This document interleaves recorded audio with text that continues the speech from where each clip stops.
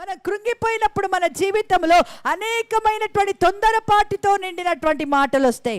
వాక్యం ఏమంటుందంటే, తన మాటలో తప్పిపోయినటువంటి వాడు తన సర్వశరీరమును కూడా స్వాధీనమందుంచుకున్న శక్తి కలిగినటువంటి వాడు అని రాయబడింది. నోటి ఫలమును ఒకడు అనుభవిస్తాడు అని రాయబడింది.